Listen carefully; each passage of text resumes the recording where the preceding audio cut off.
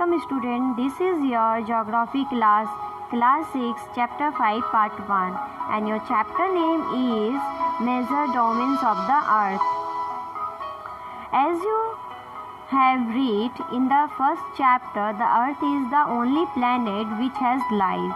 Human beings can live here because the life-sustaining elements of land, water and air are present on the Earth.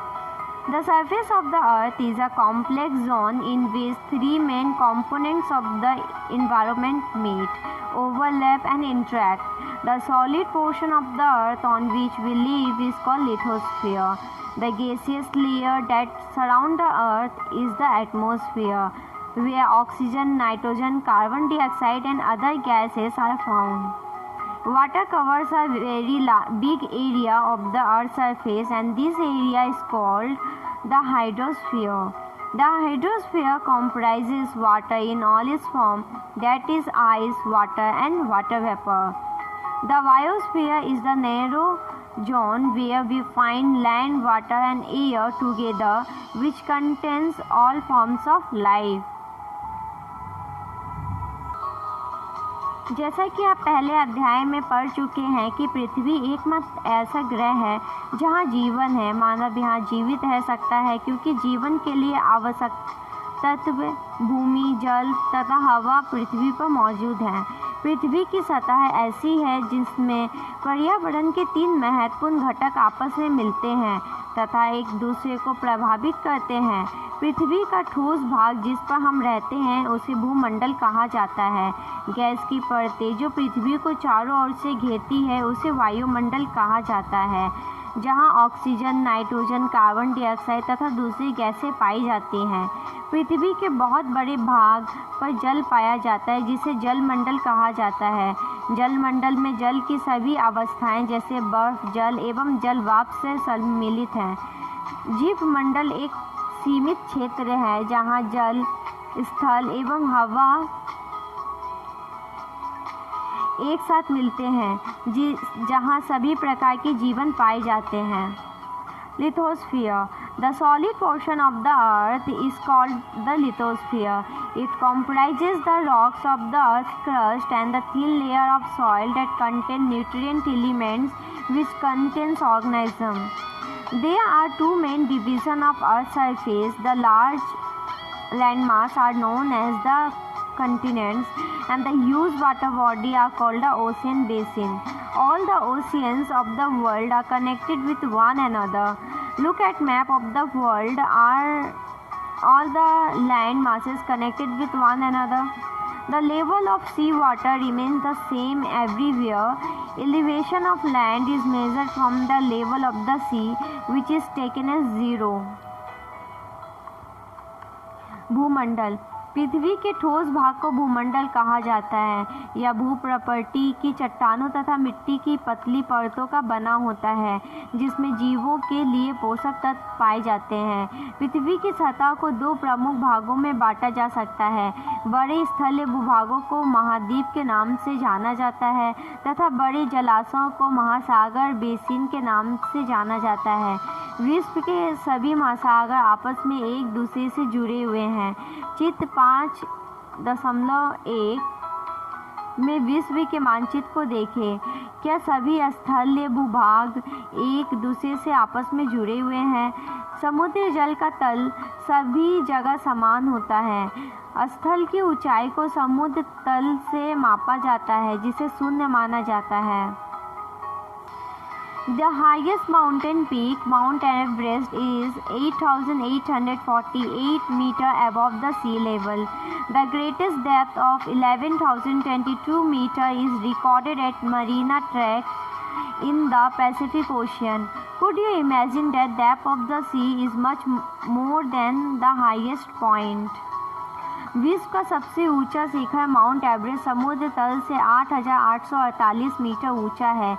विश्व का सबसे गहरा भाग प्रशांत महासागर का मैरियाना गर्त है जिसकी गहराई 11,022 मीटर है।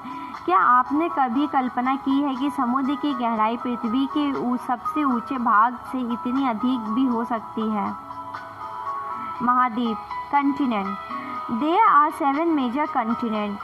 These are separated by large water bodies. These continents are Asia, Europe, Africa, North America, South America, Australia and Antarctica. Look at the map of the world, figure 5.1, and notice that the greatest part of the landmass lies in the northern hemisphere. महाद्वीप।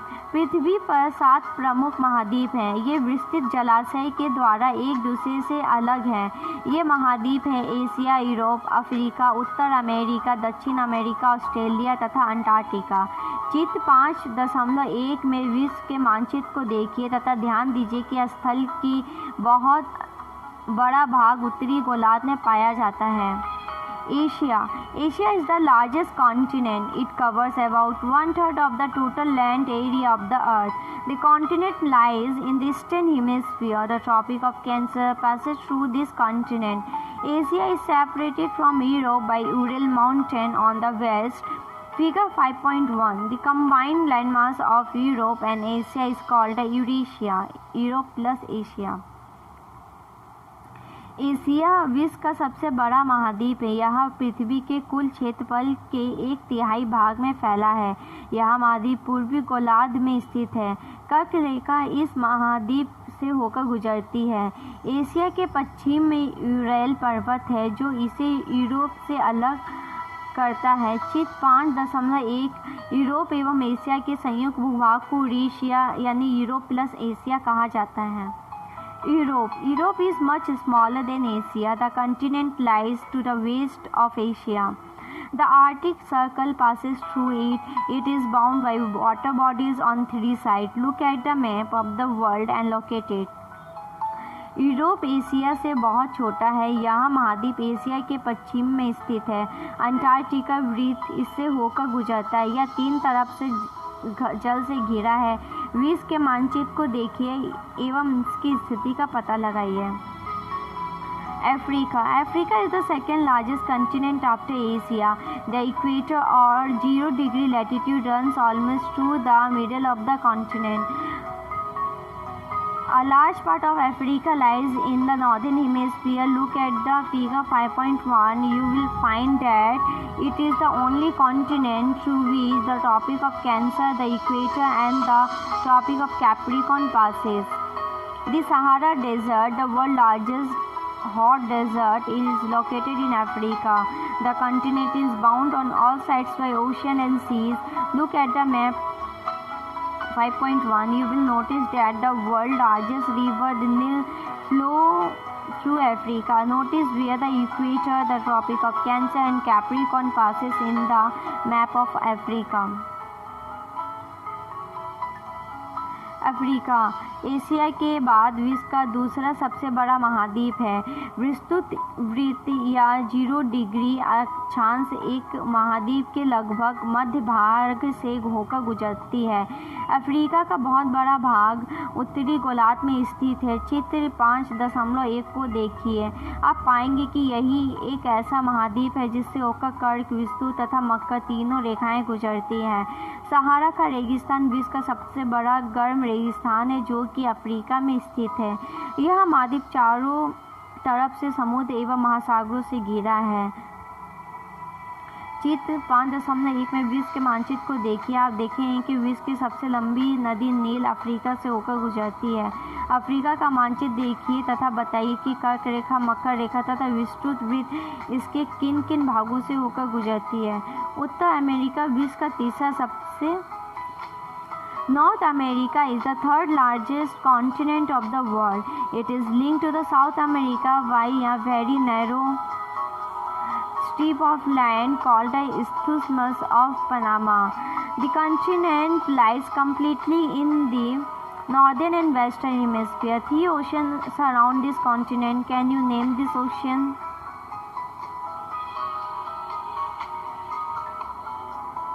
उत्तर America विश्व का तीसरा सबसे बड़ा महाद्वीप है। यहाँ दक्षिण अमेरिका से एक संकरीय स्थल से जुड़ा है जिसे पनामा स्थल संधि कहा जाता है। यह महाद्वीप पूरी तरह से उत्तरी एवं पश्चिमी गोलार्ध में स्थित है। यहाँ महाद्वीप 3 महासागरों से घिरा है। क्या आप इन महासागरों के नाम बता सकते हैं? South America lies mostly in the southern hemisphere, with 2 oceans surround it on the east and the west. The Andes, world's longest mountain range, runs to its length from the north to south. South America has the world's largest river, the Amazon.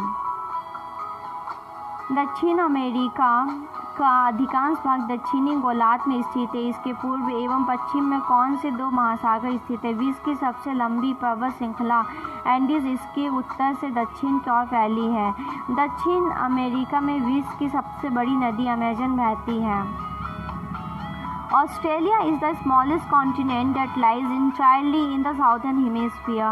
It is surrounded on all sides by the oceans and seas. It is called an island continent. Australia विश्व का सबसे छोटा महाद्वीप है जो कि पूरी तरह से दक्षिणी गोलार्ध में स्थित है। यहाँ चारों तरफ से महासागरों तथा समुद्र से घिरा है। इसे द्वीपीय महाद्वीप कहा जाता है। Antarctica, completely in the southern hemisphere, is a huge continent. The South Pole lies almost at the center of this continent. As it is located in the South Polar region, it is permanently covered with thick ice sheet. There are no permanent human settlement. Many countries have research stations in Antarctica. India also has research stations there. These are named as Maitri and Dakshin Gangotri. Antarctica एक बहुत बड़ा महाद्वीप है जो कि दक्षिणी गोलार्ध में स्थित है। दक्षिण ध्रुव इस महाद्वीप के मध्य में स्थित है। चूँकि यह दक्षिण ध्रुव क्षेत्र में स्थित है इसलिए यह हमेशा मोटी बर्फ की परतों से ढका रहता है। यह किसी भी प्रकार का स्थायी मानव निवास नहीं है, पर बहुत से देशों के शोध केंद्र यहाँ स्थित है। भारत के भी शोध संस्थान यहाँ हैं। इसके नाम है मैत्री तथा दक्षिणी Gangotri. This is the end of this video. We will continue this chapter in next video. If you have any doubt, please let us know. We will try to clear your doubts in another video. अगर आपको कोई संदेह है तो कृपया करके हमें बताइए। हम अगले वीडियो में आपके संदेह को दूर करने का प्रयास करेंगे।